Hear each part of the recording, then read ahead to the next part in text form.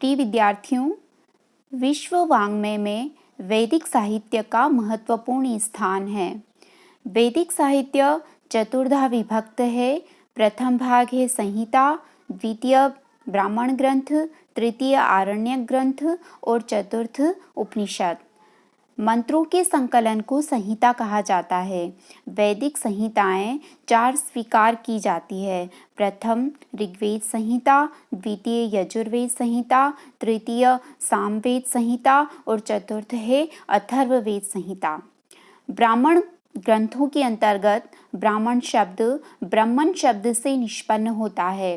ब्रह्मन शब्द वेद, मंत्र, यज्ञ, रहस्य आदि अर्थों का वाचक है। अतः ब्राह्मण ग्रंथों में वैदिक मंत्रों की विस्तृत व्याख्या की गई है और यज्ञादि वैदिक कर्मकांड का विस्तृत विवेचन किया गया है। जिस साहित्य का अध्ययन अध्यापन नगर एवं ग्राम से दूर अरण्य में होता था वे आरण्यक ग्रंथ कहलाए। अरण्य में रहने वाले वानप्रस्थियों के लिए यज्ञ आदि कर्मों के विवेचक ग्रंथ आरण्यक ग्रंथ है। इन ग्रंथों में यज्ञों के आध्यात्मिक रूप का वर्णन है। उपनिषद ग्रंथ ज्ञान कांड के उस विशाल साहित्य की ओर संकेत करते हैं जो वैदिक कर्मकांड की प्रतिक्रिया स्वरूप उत्पन्न हुआ। उपनिषद को अध्यात्म विद्या या ब्रह्म विद्या भी कहते हैं। वैदिक साहित्य का अंतिम भाग होने से इन्हें वेदांत भी कहते हैं, क्योंकि समस्त वेदों का अर्थात सकल ज्ञान का जो चरम सत्य है वही उपनिषदों में समुज्ज्वल रूप में प्रकट है। उपनिषद शब्द उप प्लस नी उपसर्ग पूर्वक शद लृ धातु से क्विप प्रत्यय होकर निष्पन्न होता है। शद लृ धातु के 3 अर्थ है। प्रथम विशरण अर्थात नाश होना, द्वितीय गति अर्थात प्राप्ति और तृतीय है अवसादन यानी कि शिथिल होना। अर्थात इन ग्रंथों के अध्ययन से मुमुक्षुओं की संसार की बीजभूत अविद्या अर्थात अज्ञान नष्ट हो जाता है और ये ग्रंथ ब्रह्म की प्राप्ति करवाते हैं तथा इनसे गर्भवास, जन्म, जरा और मरण आदि दुख शिथिल हो जाते हैं। उपनिषद शब्द की एक और व्युत्पत्ति है। उपनिषद शब्द उप और नी उपसर्ग पूर्वक सद धातु से क्विप प्रत्यय होने पर निष्पन्न होता है, जिसमें उपसर्ग का अर्थ है समीप और सद धातु का अर्थ है बैठना, अर्थात किसी रहस्यमय ज्ञान की प्राप्ति के लिए निष्ठा व श्रद्धा पूर्वक गुरु के समीप बैठना। वैदिक धर्म की मूल तत्व प्रतिपादिका प्रस्थान त्रयी में मुख्य उपनिषद ही है। अन्य प्रस्थान अर्थात श्रीमद्भगवद गीता तथा ब्रह्मसूत्र उसी के ऊपर आश्रित है। वस्तुतः उपनिषदें असंख्य है। मुक्तकोपनिषद में उपनिषदों की संख्या 108 मानी गई है। आदि शंकराचार्य जी ने इनकी संख्या 10 मानी है।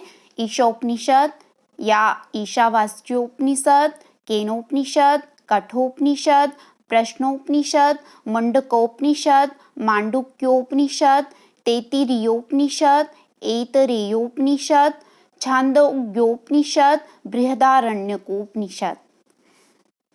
ईश, केन, कठ, प्रश्न, मुंड, मांडुक्य, तैत्तिरीः, ऐतरेयं च छांदोग्यं, बृहदारण्यकं 10। उपनिषदों में ब्रह्म, जगत, कर्म, पुनर्जन्म, उत्पत्ति, विनाश आदि अनेक गुत्थियों को सुलझाते हुए जगत के मिथ्यात्व और आत्मा तथा परमात्मा की एकता का प्रतिपादन किया गया है। उपनिषद ही भारतीय संस्कृति के प्राण स्वरूप हैं। इसी से भारतीय संस्कृति को आर्य संस्कृति कहा जाता है। यह जगत कल्याणकारी भारत की अपनी निधि है, जिसके सम्मुख विश्व का प्रत्येक स्वाभिमानी सभ्य राष्ट्र श्रद्धा से नतमस्तक रहा है और सदा रहेगा। कोटा विश्वविद्यालय कोटा के स्नातक द्वितीय वर्ष के द्वितीय प्रश्न पत्र के अंतर्गत ईशावास्योपनिषद द्वितीय इकाई के रूप में संकलित है। उपनिषदों में सबसे प्राचीन व सर्वाधिक महत्वपूर्ण ईशोपनिषद शुक्ल यजुर्वेद की माध्यम दिन एवं काण्व संहिता का 40वां अध्याय है। शुक्ल यजुर्वेद की मंत्र संहिता वाजस्नेही संहिता के नाम से विख्यात है।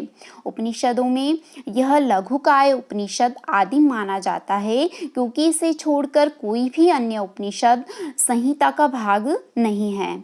ईशावास्यम इस प्रथमाक्षर के आधार पर इसका नामकरण ईशावास्योपनिषद किया गया है। इसमें 18 मंत्रों का संग्रह है जिनमें ज्ञान दृष्टि से कर्म की उपासना का मार्मिक चित्रण हुआ है। शांति पाठ हमारी भारतीय संस्कृति की वैदिक काल से ही परंपरा रही है। यहाँ प्रत्येक शुभ कार्य की निर्विघ्न समाप्ति हेतु कार्यारंभ से पूर्व मंगलाचरण किया जाता है। ईशोपनिषद के शांति पाठ में पर ब्रह्म की असीम सत्ता, व्यापकता एवं सत्यता का परिचय कराते हुए तथा आधिदैविक, आधिभौतिक एवं आध्यात्मिक त्रिविध दुखों की शांति की कामना करते हुए मंत्र दृष्टा ऋषि कहते हैं, ओम पूर्णमदः पूर्णमिदं पूर्णात् पूर्णमुदच्यते पूर्णस्य पूर्णमादाय पूर्णमेवावशिष्यते। ओम शांति शांति शांति। अर्थात वह ब्रह्म पूर्ण है, यह जगत पूर्ण है। पूर्ण ब्रह्म से पूर्ण ब्रह्म की पूर्णता को लेकर पूर्ण जगत निकलता है, तथापि वह ब्रह्म पूर्ण ही शेष रहता है। हे परमात्मन, हमारे आधिदैविक, आधिभौतिक एवं आध्यात्मिक इन त्रिविध तापों की शांति हो। शांति पाठ के उपरांत ईशोपनिषद के प्रथम मंत्र में ईश्वर की सर्वव्यापकता का प्रतिपादन करते हुए मंत्र दृष्टा ऋषि कहते हैं, ईशावास्यमिदं सर्वं यत् किंच जगत्यां जगत् तेन त्यक्तेन भुञ्जिता मा गृधकस्य स्विदधनम्। ईशावास्यम महलन तो जाएगा, ये निकलेगा इदम सर्वम यत् किम च जगत्याम जगत तेन त्यक्तेन भुञ्जितः मा गृधः कस्य स्विद धनम्। अन्वये जगत्याम यत् किम च जगत इदम सर्वम ईशावास्यम तेन त्यक्तेन भुञ्जितः कस्य स्विद धनम मा गृधः। जगत्याम जगती शब्द की सप्तमी का एक वचन है जगत्याम। इस संसार में, इस पृथ्वी पर, अखिल ब्रह्मांड में यत् किंच जो कुछ जगत, जगत यानी पदार्थ जात, गच्छति इति जगत अर्थात गति करने वाला चर पदार्थ जगत है। यहाँ पर सकल चराचर पदार्थ जात का उपलक्षण है जगत शब्द। जगत यानी सतत परिवर्तनशील चराचर पदार्थ।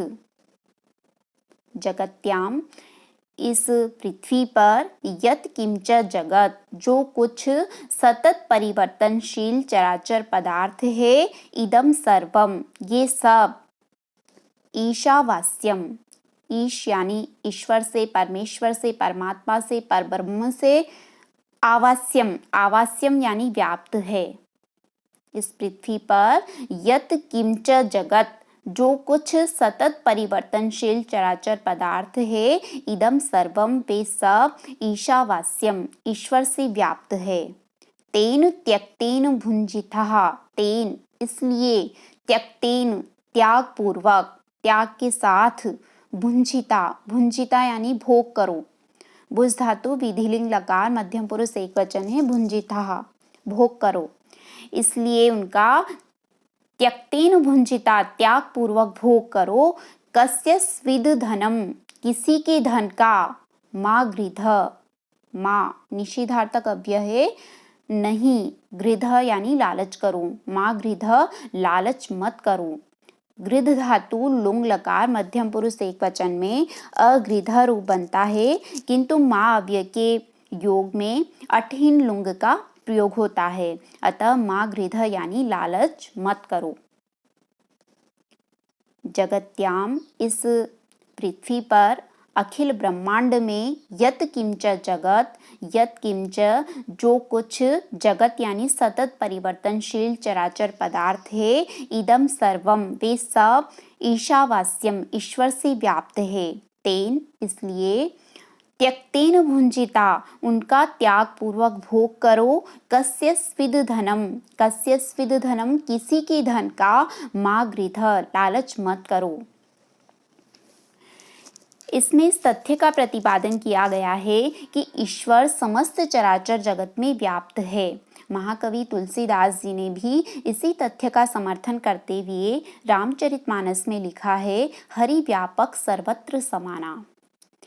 उपनिषदों में ही अन्यतम छांदोग्योपनिषद में कहा गया है, सर्वम खल विदम ब्रह्म, ये सब कुछ ब्रह्म है।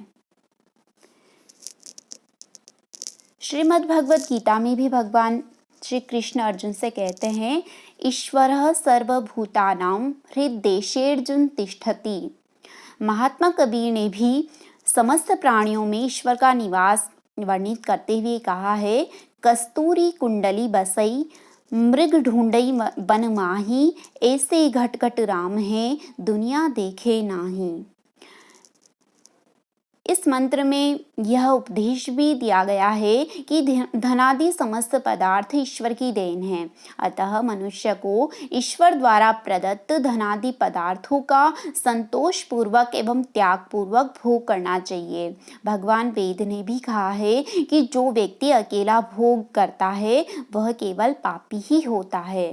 केवलाघो भवति केवलादि, अर्थात अकेला खाने वाला एकमात्र पाप का ही भक्षण करता है। श्रीमद् भगवत गीता में भगवान कृष्ण कहते हैं कि यज्ञ से अवशिष्ट अन्न को खाने वाला समस्त पापों से मुक्त हो जाता है, और जो केवल अपने लिए पकाता है वह पाप का भक्षण करता है। यज्ञ शिष्टाशीन संत मुच्यन्ते सर्व किल्बिषै, भुंजते ते त्वघं पापः ये पचन्त्यात्म कारणात्।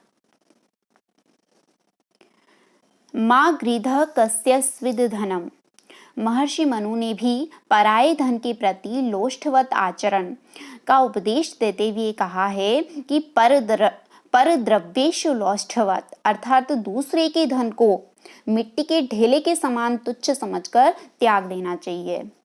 प्रस्तुत मंत्र ईश्वर की सर्वव्यापकता का निदर्शन है।